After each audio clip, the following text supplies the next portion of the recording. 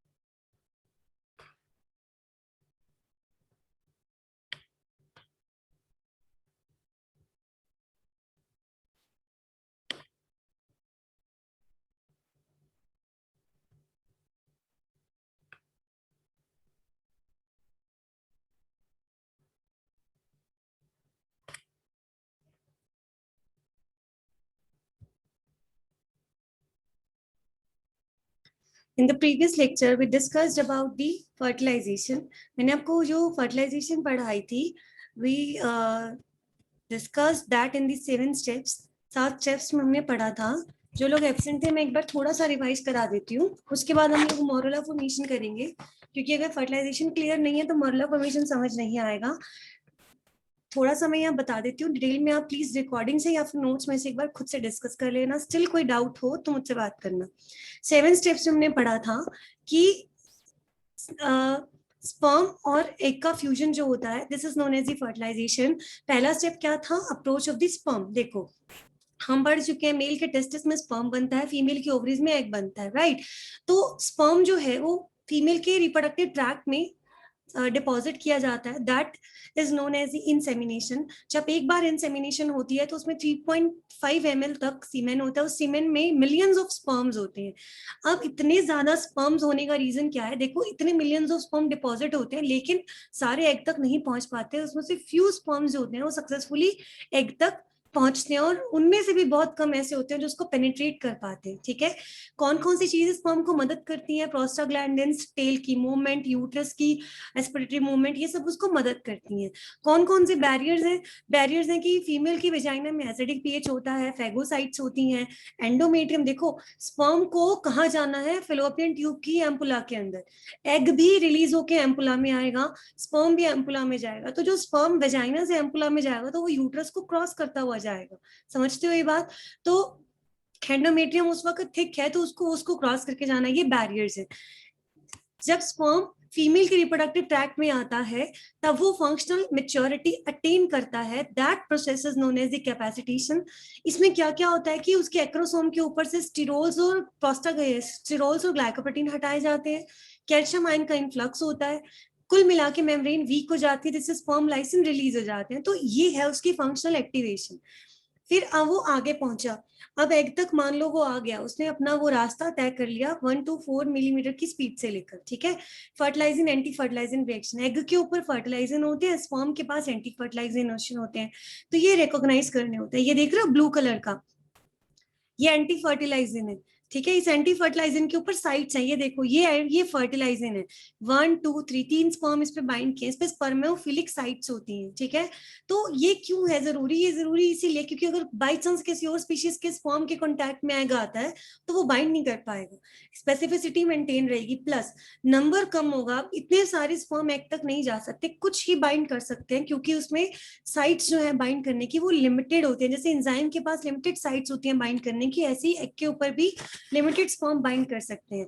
फिर अब बाइंड तो कर गए, अब स्पर्म क्या करेंगे, लाइसेंस रिलीज करेंगे, एंजाइम रिलीज करेंगे, क्योंकि एग के बाहर तो मेम्ब्रेन्स है, कोरोना रेडिएटा, जोना पेलुसिडा, ये मेम्ब्रेन है। विटलाइन मेम्ब्रेन को कुछ नहीं करना, लेकिन बाहरी मेम्ब्रेन्स को डिसॉल्व करना है, उसको ये एंजाइम्स जो है वो डिसॉल्व करते हैं, राइट। फिर आता है जब मेम्ब्रेन्स डिसॉल्व हो गई, अब फाइनली स्पर्म और विटलाइन मेम्ब्रेन कॉन्टैक्ट में आ गए, विटलाइन मेम्ब्रेन उठाव दिखाती है, उठ जाती है, उसको कहते हैं फर्टिलाइजेशन कोन, ठीक है। ये स्पर्म हमेशा एनिमल पोल से एंटर करता है जिस तरफ न्यूक्लियस होता है, राइट, जिस तरफ न्यूक्लियस होगा वहां से एंटर करता है, क्योंकि इनके न्यूक्लियस आपस में फ्यूज कर सके। अब तक जो ये एग था, जिसको मैं एग बोल रही हूँ, एक्चुअली मुझे इसको सेकेंडरी oocyte लिखना चाहिए, आप चेक लिख लें, जब आप लिखो तो ध्यान रखना कि ये सेकेंडरी oocyte था, कंफ्यूजन ना हो जाए, गलत नहीं है, कंफ्यूजन को अवॉइड करने के लिए। अब तक मियोसिस 1 की स्टेज में था। अब जैसे ही विटलाइन मेम्ब्रेन और स्पर्म का कांटेक्ट होता है, एकदम से मियोसिस 2 स्टार्ट हो जाते हैं। ध्यान रखना, कई बार ये पूछा जाएगा कि किसका कांटेक्ट होना चाहिए, एग और स्पर्म का?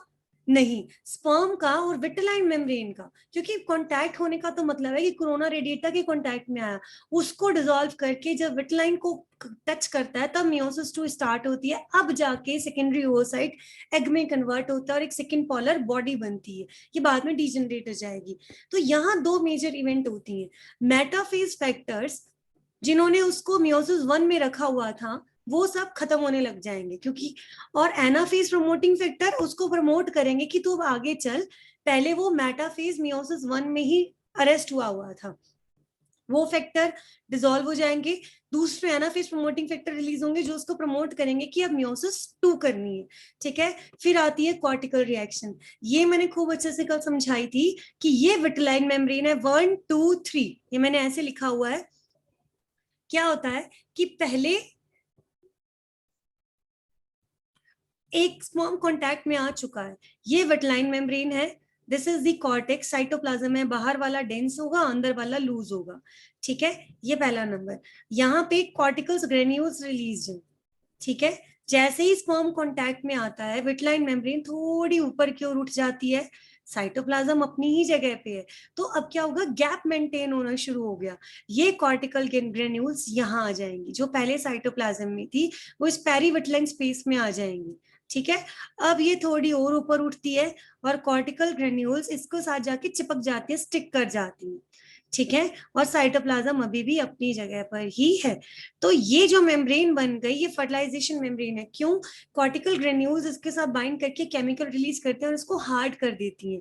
अभी क्या होगा बेटा, कोई भी और स्पर्म अंदर पेनिट्रेट नहीं कर पाएगा, पोलिस्पर्मी ना हो जाए, इसीलिए फर्टिलाइजेशन मेम्ब्रेन का बनना बहुत ज्यादा जरूरी है। मैंने ये स्टेप वाइज बहुत इजी लैंग्वेज में लिख दिया है, आप इसको पढ़ लेना एक बार। फाइनली जाइगोट बनता है, दोनों के न्यूक्लियस फ्यूज हो जाते हैं, 23 मदर से क्रोमोसोम आएंगे, 23 फादर से आएंगे, स्पर्म और एग से जाइगोट बनेगा, सिन कैरियन जिसको हम बोलते हैं। जो पाथ फॉलो करता है वो कॉपुलेशन पाथ होता है। एग के पास अपना सेंट्रियोल नहीं होता, सेंट्रियोल कहाँ से आए, स्पर्म से।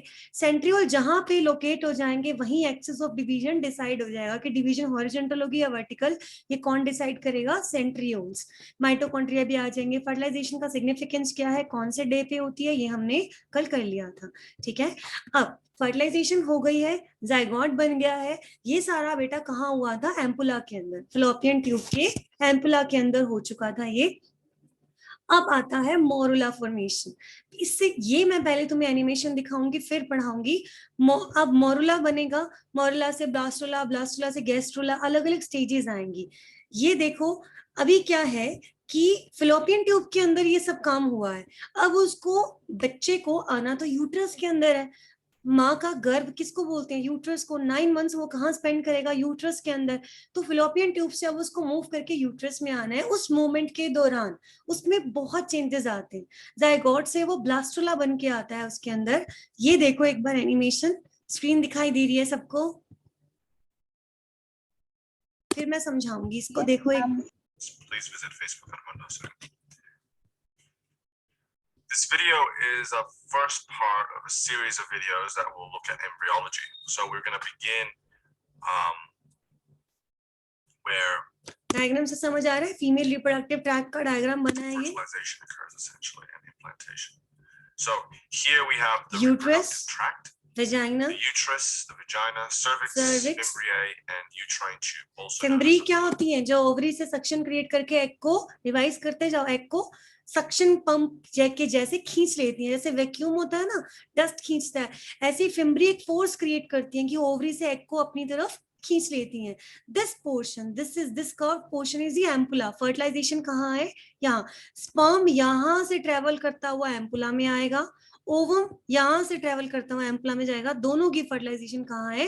एम्पुला के अंदर.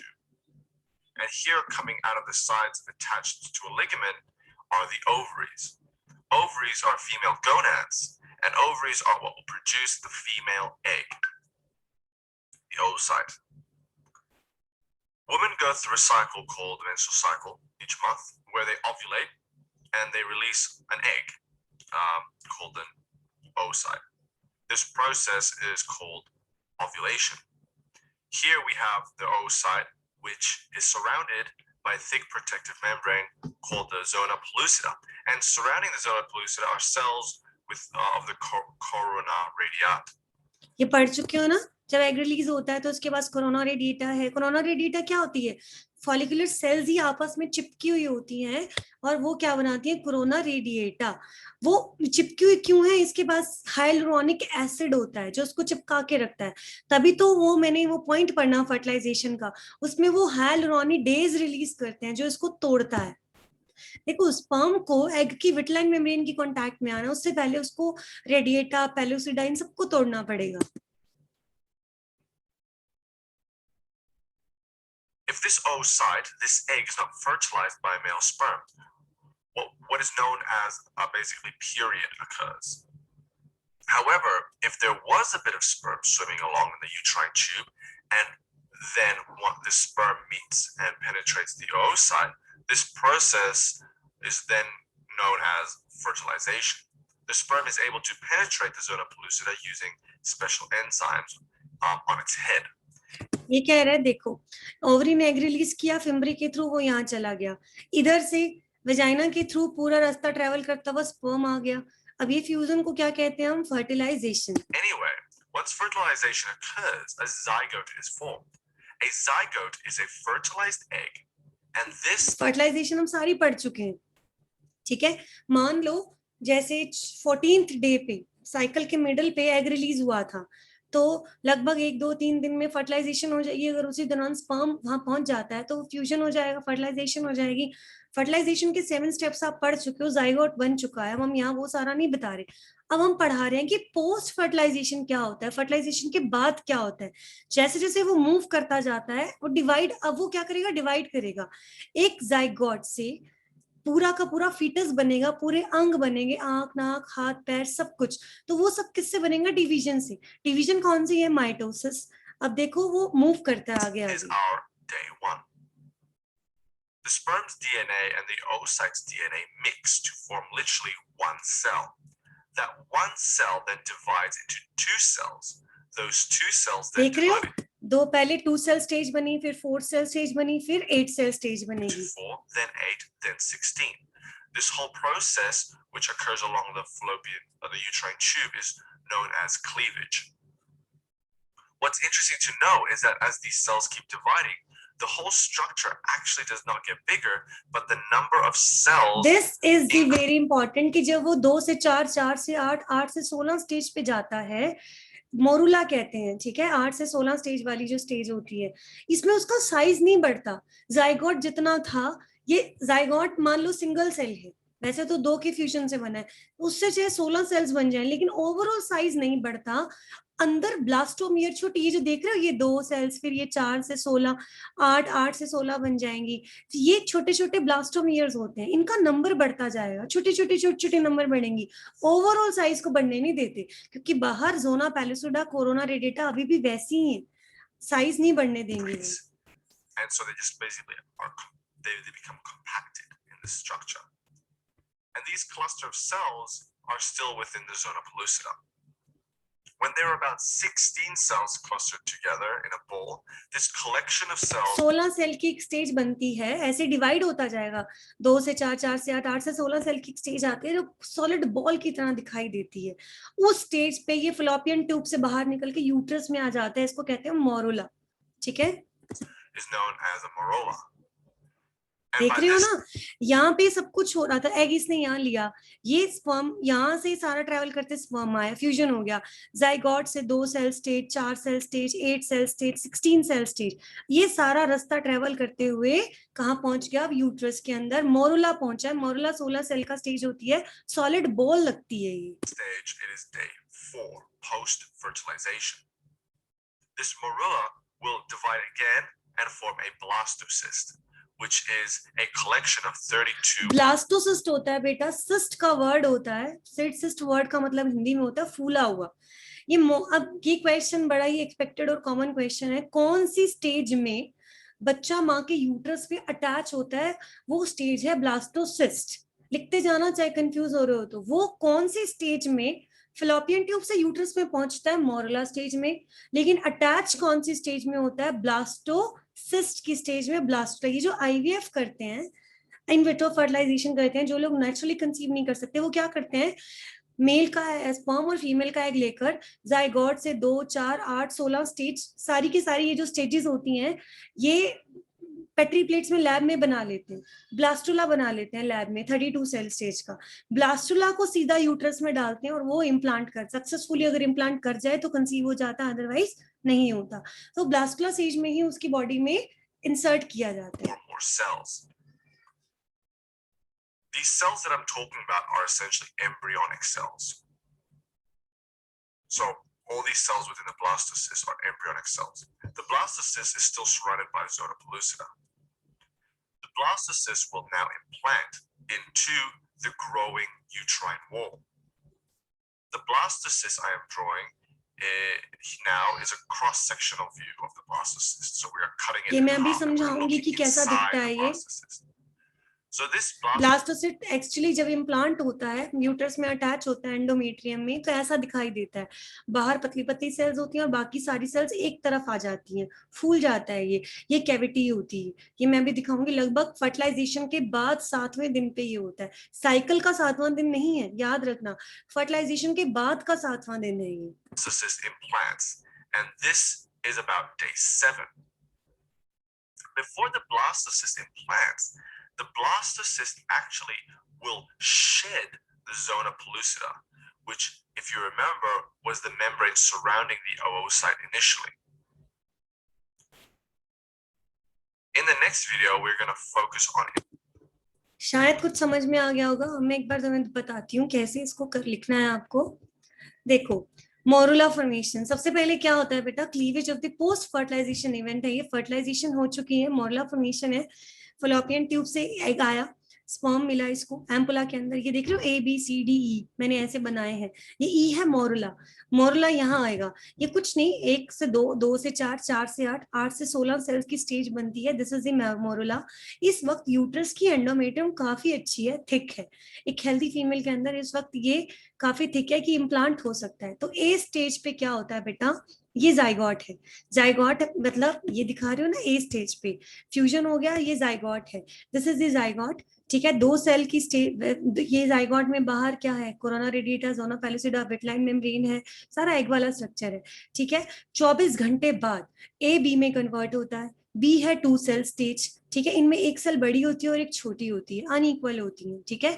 ये एक चीज इसमें यहाँ ध्यान रखने वाली है कि सेल्स का फेट डिसाइडेड नहीं है। ह्यूमंस के अंदर सेल का फेट डिसाइड नहीं होता, मतलब आप नहीं कह सकते ये सेल कौन से अंग बनाएगी, ये सेल कौन से अंग बनाएगी, लेकिन लोअर ऑर्गेनिजम्स में ये डिटर्मिनेट होता है, ठीक है। हम में ये डिटर्मिनेट नहीं है। This is the characteristic feature of deuterostomes. Deuterostomes में आते हैं बेटा coordinate and echinoderms. Question MCQs के लिए बहुत इंपॉर्टेंट है। कि जब जाइगोट से मोरूला बन रहा होता है उस वक्त सेल का जो फेट होता है डिसाइडेड नहीं होता। फेट का मतलब होता है कौन सी सेल कौन से अंग बनाएगी, डिसाइडेड नहीं होता, इनडिटर्मिनेट ग्रोथ होती है। और ये ड्यूटेरोस्टोम्स का कैरेक्टरिस्टिक फीचर है, कॉर्डेट्स का और काइनोडर्म का। लोअर में ऐसा नहीं होता, लोअर ऑर्गेनिज्म में डिसाइडेड होता है। फिर ऐसे बी से सी बनेगा, सी से डी बनेगा, सी में 4 सेल स्टेज आ गई, फिर ऐसे 4 से 8 बन जाएंगी। सीधा मैंने ई दिखाया है कि 16 सेल की एक स्टेज बन जाती है। This is known as a morula. कुछ नहीं हो रहा बेटा, कंटिन्यूसली डिवीजन हो रही है। ये मोरूला फाइनली कहाँ पहुंच, from zygote to the morula size same रहता है। सिर्फ क्या होता है, क्योंकि साइज सेम ही रहेगा बेटा, जोना पेलुसिडा बाहर है, मेम्ब्रेन नहीं खिंच रही है, तो अंदर छोटी छोटी जो सेल्स बन रही हैं, दीज आर दी ब्लास्टोमियर्स। इनका साइज छोटा होता जा रहा है, नंबर बढ़ता जा रहा है, भीड़ होती जा रही है अंदर, 2 से 4, 4 से 8, 8 से 16 बनती जा रही है, लेकिन ओवरऑल साइज में फर्क नहीं पड़ रहा। ठीक है, मोरूला कहाँ पहुंच गया, यूट्रस के अंदर। लगभग फर्टिलाइजेशन के तीसरे दिन पे आके ये यूट्रस में पहुंचता है। ठीक है, morula is now going to undergo a change, this is known as the compaction. Compaction का मतलब होता है बेटा स्मॉलर ब्लास्टोमियर सारे बाहर की तरफ आ जाएंगे, लार्जर ब्लास्टोमियर अंदर की तरफ आ जाएंगे, दिस इज द कॉम्पैक्शन। और ये फिलोपियन ट्यूब के अंदर ही हो रही है सब कुछ, अभी यूट्रस में वो आया नहीं है, लेकिन यूट्रस के आने से अंदर आने से पहले वो कॉम्पैक्शन करता है। कंफ्यूज नहीं हो जाना, कैपेसिटेशन क्या थी, फीमेल रिप्रोडक्टिव ट्रैक्ट के अंदर जब स्पर्म फंक्शनली मैच्योर होता है, दैट इज द कैपेसिटेशन।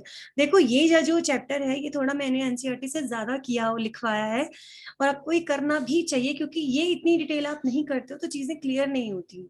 ठीक है, तो मोरूला समझ में, ये तो बड़ा तुम्हें समझ में आ गया होगा इजीली कि जाइगोट से 2 सेल स्टेज, 4 सेल स्टेज, 8 से 16 से मोरूला।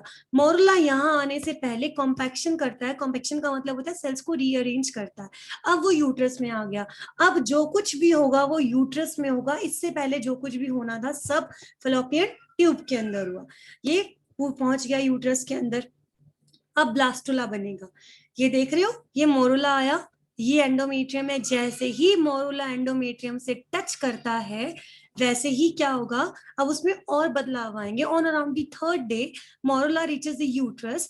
यूट्रस के पास थिक ग्लैंडुलर वेस्कुलर एंडोमेट्रियम है, मतलब बहुत न्यूट्रिटिव होती है एंडोमेट्रियम। ग्लैंडुलर है, हॉर्मोन्स उसके अंदर रिलीज हो रहे हैं, वास्कुलर है, ब्लड सप्लाई अच्छी है, न्यूट्रिएंट्स हैं उसके अंदर, क्योंकि बच्चे को वहीं अटैच होना है, वहीं ग्रो करना है, तो वो सब कुछ प्रोवाइड करती है। मोरूला जैसे ही एंडोमेट्रियम के कांटेक्ट में आता है ये साइज में बढ़ने लगता है। ठीक है, ये सारा मैंने लिखा है, देख रहे हो, फिलोपियन ट्यूब से मोरूला आया, एंडोमेट्रियम के कांटेक्ट में, अब ये बढ़ने लगेगा। बढ़ने लगता है तो ऐसा स्ट्रक्चर बनता है। क्या होगा, जो बाहरी सेल्स हैं, देखो जोना पेलुसिडा अभी भी है, जो उन्होंने एनिमेशन में दिखाया था, मैं भेज दूंगी वो एनिमेशन भी। बाहरी जो बारीक बारीक सेल्स हैं, दीज आर दी ट्रोफोब्लास्ट। ठीक है, माइक्रोमियर मैक्रोमियर भी लिखते हैं, कंफ्यूज नहीं होना। बाहर वाली जो सेल्स हैं वो छोटी होती है, अंदर वाली बड़ी होती है। जब मोरूला ने कॉम्पैक्शन की थी तो बाहर छोटी सेल्स थी, उनको माइक्रोमियर कहा था, सेंटर में बड़ी सेल्स थी, उनको मैक्रोमियर्स कहते हैं। ठीक है, तो ब्लास्टुला जब बड़ा होता जाता है कैसा बन जाता है, जोना पेलुसिडा है। ठीक है, ये फैलता जाता है साइज में। बाहरी सेल्स क्या है, माइक्रोमियर। अंदर वाली सेल्स क्या होती है, एक जगह पे इकट्ठी हो जाती है, क्योंकि साइज बढ़ रहा है। अब उसका नंबर ऑफ सेल्स नहीं बढ़ रहा अभी ज्यादा, वो भी डिवाइड हो रही है साथ साथ, लेकिन उसका साइज भी बढ़ता जा रहा है। ठीक है, तो ये जो बीच में कैविटी क्रिएट हो गई इसको कहते हैं blastocoel. Inner cells comes to lie on the one end. This happens because endometrium now starting to get the loosen. क्योंकि अब क्या हो रहा है बेटा, एंडोमेट्रियम में वो अटैच हो चुका है, एंडोमेट्रियम फैलने लगी है, तो अब क्या होगा, वो पूरा का पूरा साइज बढ़ने लगा है, तो सेल्स दूर दूर होती जा रही हैं, वो एक एंड पे अटैच होगी। बीच में जो कैविटी जनरेट हो गई उस कैविटी को हम क्या कहते हैं, ब्लास्टोसिल। ट्रोफोब्लास्ट क्या करती है, एंजाइम सिक्रीट करती हैं, जिसकी वजह से एंडोमेट्रियम लूजन हो जाती है, अटैच हो गया ये। ओवरऑल साइज नहीं, अब पूरा का पूरा ओवरऑल साइज जो है वो इंक्रीज कर रहा है, लेकिन पहले इंक्रीज नहीं कर रहा था। ये जो सेल्स होती हैं बेटा जो एक पॉइंट पे आके अटैच हो गई हैं, इनको हम कहते हैं एम्ब्रियोनल नोब। कंफ्यूज नहीं होना, मोरूला जब यूट्रस में आया एंडोमेट्रियम पे अटैच हुआ, जैसे ही एंडोमेट्रियम पे अटैच होता है, ये जो बाहरी सेल्स होती है ना ट्रोफोब्लास्ट, एक एंजाइम रिलीज करती हैं जिससे एंडोमेट्रियम फैलनी शुरू हो जाती है, उसको जगह देती है कि आओ अटैच करके प्रॉपर ग्रो करो। अब वो पूरा ग्रो कर रहा है, साइज बढ़ रहा है, सेल्स एक एंड पे अटैच हो चुकी है अंदर वाली, उसको क्या कहा है, एम्ब्रियोनल नोब। ठीक है, तो ये बीच में कैविटी है, ये ब्लास्टोसिल है। ट्रोफोब्लास्ट जो है वो कोरोनिक विलाइफ में और एक्स्ट्रा एम्ब्रियोनिक मेम्ब्रेन बनाने में मदद करती है, ठीक है। अराउंड दी मोरुला, अब इसमें जोना पेलुसिडा है, कोरोना रेडिएटा लॉस्ट हो चुकी है, ठीक है। अब क्या होगा, जोना पेलुसिडा भी लॉस्ट होने लग जाएगी। जिस टाइम पे, ये ध्यान रखना, वो अभी वीडियो में दिखाया था ना, ब्लास्टुला बनने के बाद जोना पेलुसिडा भी टूटती है। कई बार क्या होता है, once in a rare case, zona pellucida टूटते टूटते ब्लास्टुला भी टूट जाता है। उस वक्त कहते हैं ट्विन्स बन जाते हैं, आइडेंटिकल ट्विन्स जिसको बोलते हैं। जो ऐसे ट्विन्स बनेंगे, एक मोनोजाइगोटिक, एक ही जाइगोट से जो ट्विन्स बनते हैं, वो या दोनों बॉयज होंगे या दोनों गर्ल्स होंगी। तो कभी भी एक बॉय एक गर्ल नहीं हो सकता, क्योंकि जेंडर तो पहले ही डिसाइड हो चुका था। लेकिन अगर एक एग एक स्पर्म का फ्यूजन अलग हुआ, एक एग और एक स्पर्म का फ्यूजन अलग हुआ, तो वो डाइजाइगोटिक ट्विन्स होते हैं, वो बॉय और गर्ल दोनों हो सकते हैं। तो ट्विन्स कब बनते हैं, इस टाइम पे जब जोना पेलिसिडा ब्रेक होती है। तो कई बार बाई चांस जाइगोट भी टूट जाता है, ठीक है। ब्लास्टोसिस जो एंडोमेट्रियम के अंदर implant हो जाता है, those cells of the trophoblast which are in the contact with the embryonal knob, they are called as Rauber cell. very very important, please इसको नोट कर लेना, मार्क कर लेना। ये देख रहे हो, ये ट्रोफोब्लास्ट का इतना हिस्सा जो इनके कांटेक्ट में है, बाकी ट्रोफोब्लास्ट कांटेक्ट में नहीं है बेटा। इतना हिस्सा, ये काली वाली ट्रोफोब्लास्ट है, नीली वाली जो है बीच में एम्ब्रियोनल नोब है, इतना हिस्सा जो इसके कांटेक्ट में, this is known as the Rauber cell, ठीक है। Blastocyst is in the endometrium lining. Normally 7वें दिन पर इम्प्लांटेशन हो जाती है। फिर से मैं एक और एनिमेशन दिखाती हूँ तुम्हें, कोई भी डाउट होगा मैं दोबारा रिपीट कर दूंगी, कोई दिक्कत नहीं है। ये देखो अब,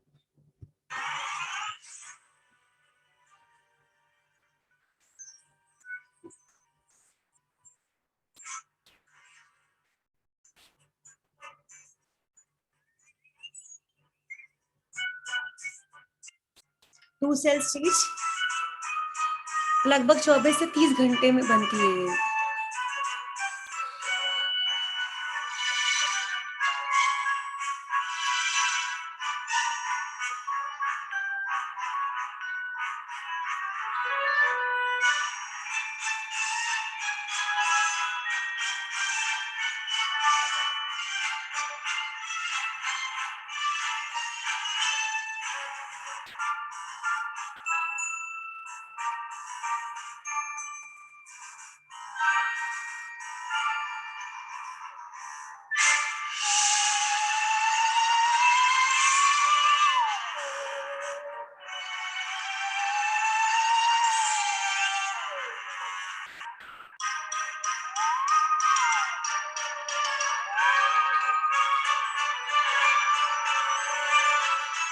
अभी मैंने बताया था ना, ये वही स्ट्रक्चर है, बाहर की लेयर है ट्रोफोब्लास्ट, ये एम्ब्रियोनल नोब है।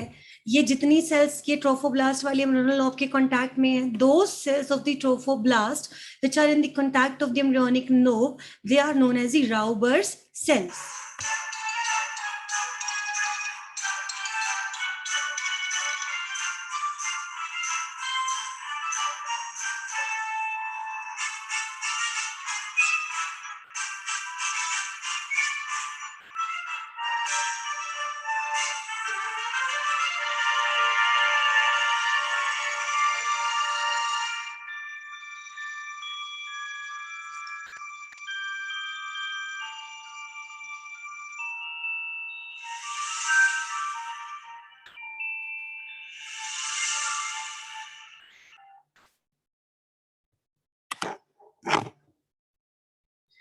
प्रीवियस बोर्ड एग्जाम्स में बहुत बार एक क्वेश्चन पूछा जा चुका है, mention the name of the stage at which fetus implant in the uterus and draw its diagram।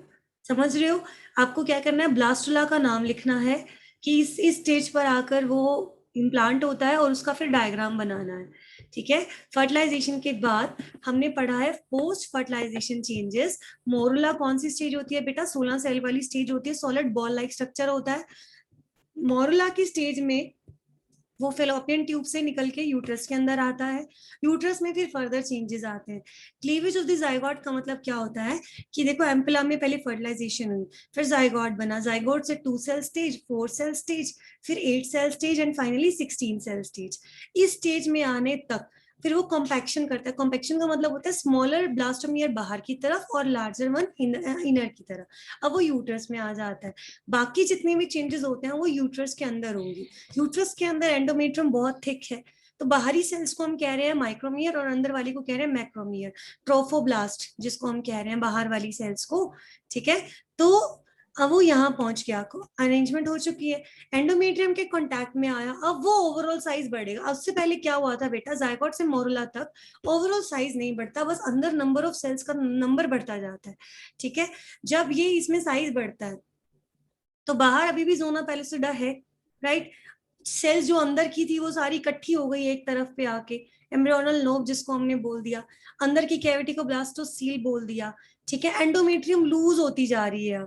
Endometrium loose होती है क्योंकि एंडोमेट्रियम ना न्यूट्रिएंट्स देती है, वेस्कुलर होती है, ब्लड के थ्रू न्यूट्रिएंट्स देती है, और ये सारे इसमें अब्सॉर्ब होते जाते हैं। क्योंकि जब एक बच्चा अंदर ग्रो करेगा, सेल्स जब अंदर डिवाइड करेंगी तो उनको नरिशमेंट चाहिए। तो अब ये क्वेश्चन आता है वो नरिशमेंट कहाँ से आता है, एंडोमेट्रियम से आता है। ऑब्वियसली वो हाईली ग्लैंडुलर होती है, हाईली वेस्कुलर होती है, वो नरिशमेंट देती है इसको। अब ओवरऑल साइज बढ़ रहा है, जोना पैलिसोडा इज स्टिल देयर। अब जो स्ट्रक्चर बन चुका है, दिस इज द ब्लास्टुला, ठीक है। ब्लास्टोसिस्ट जिसको हम बोल रहे हैं, सिस्ट इसलिए बोलते हैं क्योंकि फूला हुआ स्ट्रक्चर होता है, ठीक है। तो जोना पैलिसिडा अब यहाँ पे खत्म होने लगती है। जब जोना पैलिसिडा टूटती है तो इट में हैपन कि वो जाइगोट भी दो पार्ट में डिवाइड हो जाए। अगर ऐसा हो जाता है तो वो क्या कहलाएंगे, मोनोजाइगोटिक ट्विंस। कई बार, बहुत रेयर में 1 in 1000 केसेस वो 3 में भी डिवाइड होता है, तो ट्रिपलेट्स होते हैं। लेकिन जब ऐसे ट्विंस या ट्रिपलेट्स होंगे तो वो सेम सेक्स के होंगे, इधर मेल और फीमेल, ठीक है। क्योंकि सेक्स तो पहले ही डिसाइड हो चुका है। स्पर्म जब उसके साथ फ्यूज करता है, वो एक्स वाला है वाई वाला है, वो पहले ही डिसाइड हो चुका है कि बॉय होगा या गर्ल होगा।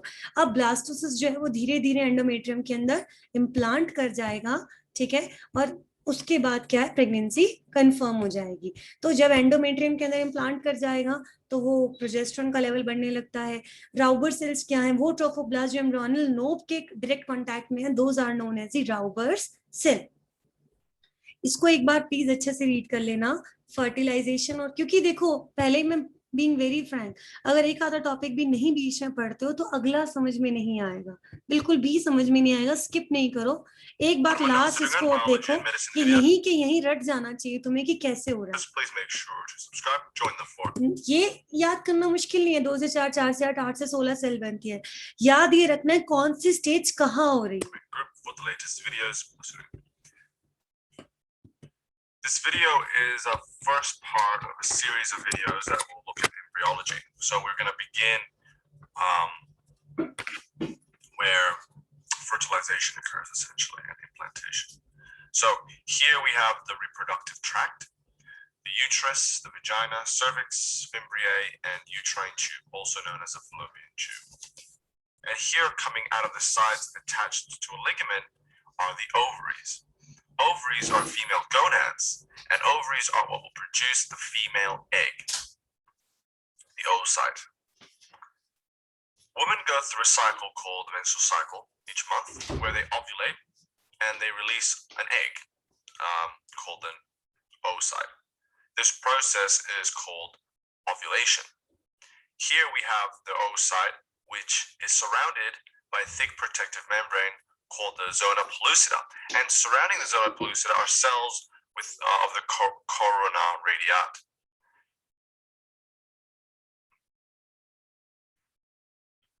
If this oocyte, this egg, is not fertilized by male sperm, what is known as basically period occurs. However, if there was a bit of sperm swimming along in the uterine tube, and then the sperm meets and penetrates the oocyte, this process is then known as fertilization. The sperm is able to penetrate the zona pellucida using special enzymes on its head. Anyway, once fertilization occurs, a zygote is formed. A zygote is a fertilized egg, and this is our day one. The sperm's DNA and the oocyte's DNA mix to form literally one cell. That one cell then divides into 2 cells. Those 2 cells then divide into 4, then 8, then 16. This whole process, which occurs along the fallopian, the uterine tube, is known as cleavage. What's interesting to know is that as these cells keep dividing, the whole structure actually does not get bigger, but the number of cells increase. And so they just basically they become compacted in the structure. And these cluster of cells are still within the zona pellucida. When there are about 16 cells clustered together in a bowl, this collection of cells is known as a morula. And by this stage, it is day 4, post-fertilization. This morula will divide again and form a blastocyst, which is a collection of 32 or more cells. These cells that I'm talking about are essentially embryonic cells. So all these cells within the blastocyst are embryonic cells. The blastocyst is still surrounded by zona pellucida. The blastocyst will now implant into the growing uterine wall. The blastocyst I am drawing now is a cross-sectional view of the blastocyst. So we are cutting it in half and we're looking inside the blastocyst. So this blastocyst implants, and this is about day 7. Before the blastocyst implants, the blastocyst actually will shed the zona pellucida, which, if you remember, was the membrane surrounding the... We come across several varieties of plants every day.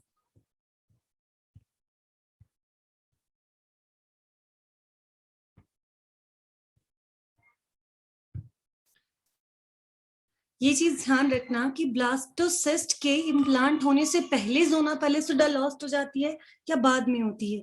हमेशा ध्यान रखना वो पहले हो जाती है. By mistake video बंद हो गया, मैं आपके साथ ग्रुप में शेयर कर देती हूँ, उसको फिर से देख लेना एक बार.